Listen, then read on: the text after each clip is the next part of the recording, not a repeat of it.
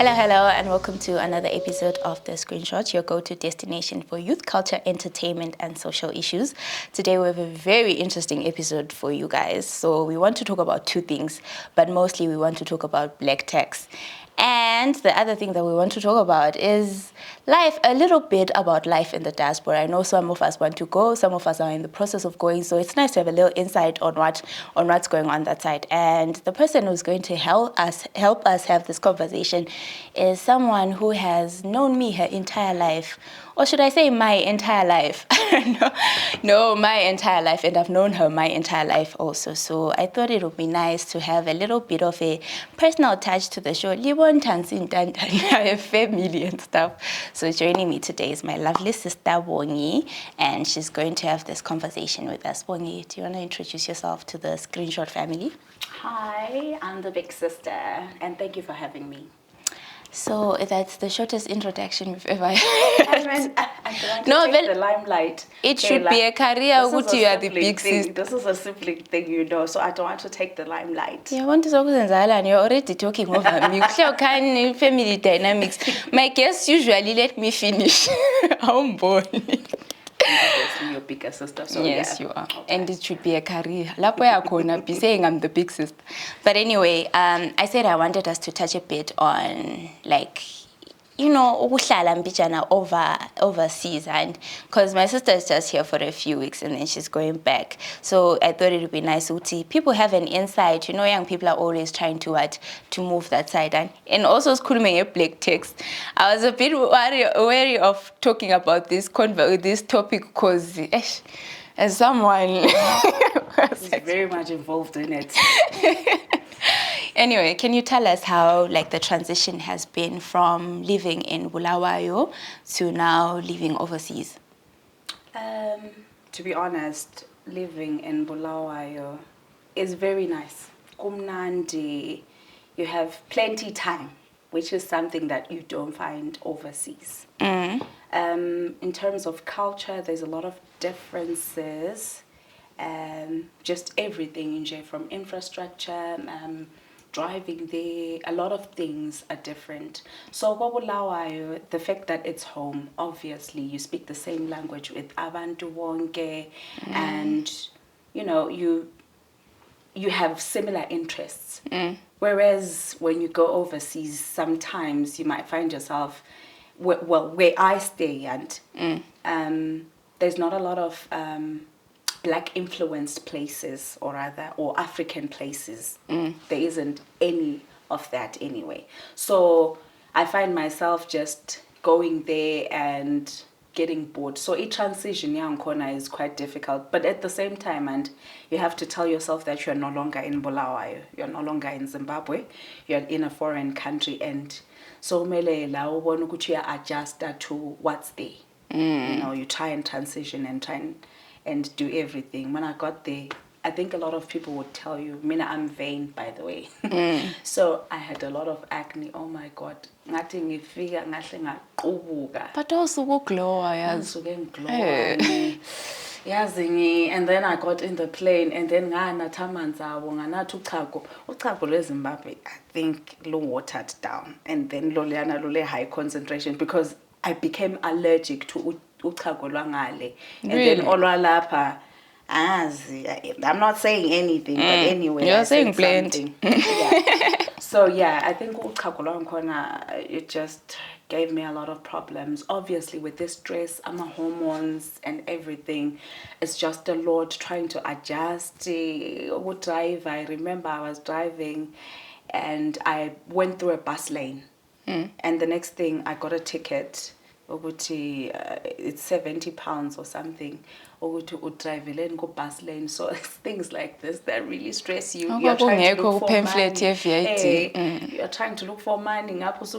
Bus lane, but that don't bus lane. One way, and you get tickets and things like that. So that whole structure and organization, from coming from a place where it's a bit toned down, if I can say that respectfully, it's toned down.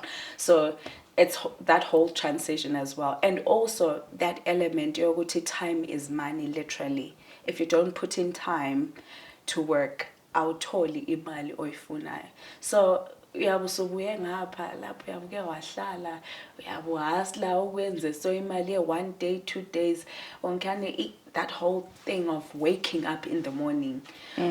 Ube le timetable, ube le routine nxa uswajayela ukuba ngumastanda and you're flexible and you do anything at any time, then you know it becomes a struggle, but it's a good struggle. It's not too bad. The money is okay, mali right, we just don't find time to Because like I've seen videos on YouTube of different people, you know, relaying their experiences when they've moved from home, whether it's Zimbabwe, Africa in general, and now staying overseas. And most of them, they document depression because they're saying they're lonely, they're working too hard, they're now out of touch with their roots. Did you experience any of that? Like, it is lonely. I mean, you know, sometimes we are with Lola, go 6th Avenue, Kolisa, uma banana, you know, size there, whatever, you know, those things. Oh, I was so kind. It's like you don't exist. You are so kind. Hey, and the system nothing.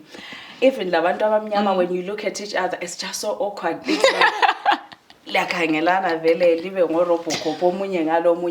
It's just socially awkward when you're coming from a place where people just talk and express themselves in any way or any form. So if you do that, you'll be harassing someone.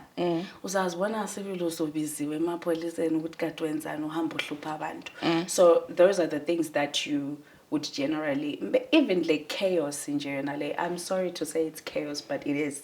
But you miss that chaos thing, and sometimes routine, it can be monotonous and boring. But it's also good because it puts people in line in terms of respect and other things. No, you need to stick to your lane sometimes. You can't just blurp out things or just say anything in general. That's we're free like that. No, So yeah, people get depressed. It's the little things. You know, $10. The minute I step out of my house, it's expensive. I have to stay in. And I realize what I'm a pajama Netflix is my best friend. I am chilling and Netflixing, and it's, you know, it's cheaper. What about dating? I mean, how is that? Like okay. So dating, I think most people use dating apps because on the road, I talked about harassment. You can't be harassing people like that. But in a setup where it's a nightclub or something, and it depends. I think if people are drunk, they tend to forget. So sometimes you know. So it's not as easy to meet people as it is here. It's not. Especially when you have a certain type and you don't even know where that type is. So the only thing that you could use is, that's why I think if you find a lot of people from the UK, they have people that they're dating in Zimbabwe. I've noticed that. Yes. Everyone is dating long distance. Long distance makes sense because we have a shift and you just grab the phone, light down. You're not putting effort to go and see someone, and then the energy that comes with that, you're not doing that. So it's so much easier to just date someone as a Zimbabwean girl. $100, $150. You know, it's cheaper, it's convenient. I'm not saying that's the case, but yeah. All right. Speaking of money, let's talk about the elephant in the room, that is black text. And I have to disclaimer first, you know. If I was not in this situation, I would have other thoughts. But so let's talk about black text. As someone who has, you know, we come from black families, and usually when you now become an adult and as a black person, black child, you're expected you're supposed to contribute to the welfare of your family. And I'm speaking about this especially to you as the oldest. So mina lobo insingu Thank God. So it's just me and you are the eldest and you are now working and stuff. Do you feel the weight on your shoulders? And as much as it's for the episode, maybe let me what it'll teach me to be patient when it comes to you and your money, not because sometimes we entitlement to money that is not mine. I know. So anyway, do you feel that weight, Yoguti, I have to take care of my family back home? I think Liana, it's something that is in me. I haven't been instilled it by anyone. I need pressure from my parents or anyone. But it's just the fact that just knowing where you come from and trying to elevate abantu who have been with you, and then obviously you'd want to do something nice for abazali bakho. So black text, yeah, but I feel like it's also, I want to call it just I'm just saying I'm being grateful, and I'm thanking my parents. I'm giving them flowers while they're still alive. So I wouldn't want to be in a situation where my mom is suffering or my father is suffering and I am okay, but there's nothing to do to mama me akule or something, and we can't go to the hospital because I am avoiding black text or I'm doing whatever it is. So if black text, I guess, get dependent. Who go through extremes. Of course, there's people that would ukuthi noma umuntu angakhubeka sebefuna imali umuntu angayenzani uthi yes le Christmas party and whatever yes esifuna lokho, things like that, but if it's important things and ukuthi people need it and you have the means, because yes, that's what I wanted to say. That's where the matter is. If you have the means and you're okay with it, then I don't see any problem with that. I won't be funding vacations to Zanzibar or anything like that because I'm not at that league yet. I can't be funding that. Yeah, but if it's something that's important or anything like that, then I would do that. Yeah, I would do that. Obviously, there's expectations from the community as well and other extended family. So people have plans for you. You live where to planele but we have to planning abantu ongabaziyo ukuthi kumele wenzele umama akho lokho kumele athi kunje sokulo mnyothi kumele ngithengele umama imoto. Ukhona so sithi sure kambe sure. People are always watching from the sidelines ukuthi since ubongo sehambile impilo ka nabongi lo sabongi automatically it now has to be elevated. Forgetting ukuthi ubongi has also responsibilities that side. It's not like you're living there for free, you're just getting money nje, and all of your money is now expected to come and elevate our lives, which and like you mentioned, I'm grateful ukuthi our parents don't have that type of mentality yokufaka pressure or ukuthi abantu abasibone bonke phela zama ukulokhuzo okungithengela imoto. I think we should really be grateful for that because they have shown ukuthi they don't want our money. If it's our money that we're giving, we want, it's coming from us, not ukuthi bona they've asked for it. And I think Konoko, I'm very grateful ukuthi angila muntu onithwalela ihloke embuza imali. So because that can be pretty stressful. It is. Because I was recently watching this other thing. Omunyu Usisi was part of a documentary. I watched it on YouTube, but I've forgotten the name. And she was in tears, literal tears. She hasn't eaten in a week, like proper food. Like all her money has to go back. I think it's in Nigeria or Ghana or something. So that really made me think, somewhere what's going on. And we fire a pressure, but because also mentally and it can be draining when you have that. No, the jobs that we go and do and overseas, certificate of sponsorship, COS, better known as COS, they are very stressful. They are mentally challenging. They can be physically challenging. They can be mentally challenging depending on which area you're working in. And so, also siba less stress. So, umbanithumezanga imali yokuthi ubani uyachata. Mina, for instance, if someone is getting married, don't ask me. If you are related to me and you are watching, ungangiceli uchatelana ungela mali. That's money I will never fork out. But if you are sick or whatever, senganceda but umchato ngeke. Ngeke, I will never. Jale mfucha ngiyachata.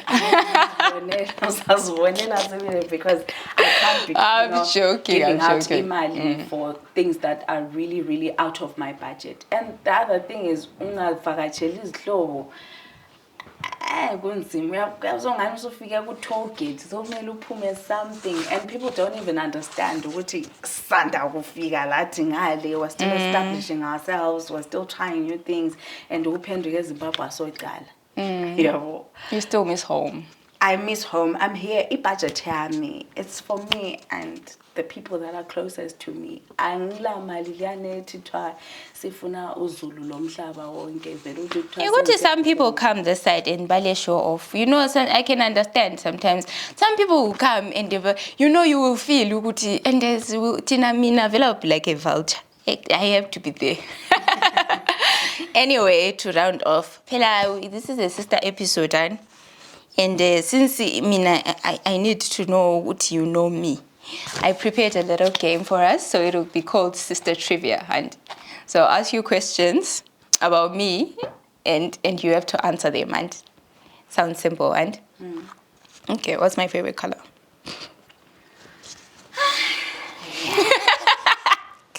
But the DNA yatshengisa ukuthi we sisters. What is my favorite color, boy? Black. Okay, black. At least. I thought maybe this one you won't get, if I'm being honest. I was just doing it. Okay, what's my favorite type of music? My favorite type of music. If you want a hint, you'll tell me. Can I get a hint? Because you like a lot of... I do like a lot of music, but I love to dance to this music. Is it dancehall? Yeah, you know, my sister. We will reduce the black text. Okay, what is my favorite type of clothing? This is just general, but this what I've put will summarize it, I guess. What's my favorite type of clothing? It has to be tight. That's one. I literally wrote tight. Tight things. It has to be tight. That's one thing. What was my favorite subject in school? Literature. Well, close enough. I did write English. English. Yeah. Well, it's English literature. Hey. If this was reversed, I don't know you. As I was writing this, I was like, I have no idea what when I watch you would dance. I should have made it like a lokuzedin for both of us. Name one of my hobbies. You like reading? Oh my God, this girl knows me. Yo! And then we're reading. I'm so embarrassed. I came on this show to embarrass you in front of people. That's why I'm the bigger sister. But I'm so proud of you. But then I'm now so embarrassed because I thought... Can we have a round of applause? I thought my sister. But anyway, thank you so much for coming on to the show. No, I was very excited for you to come because who knows when we'll ever have the chance to do this again. So thank you so much for coming. And I'd like you to give advice to young people out there who might be moving on from them and going somewhere else. Just short advice.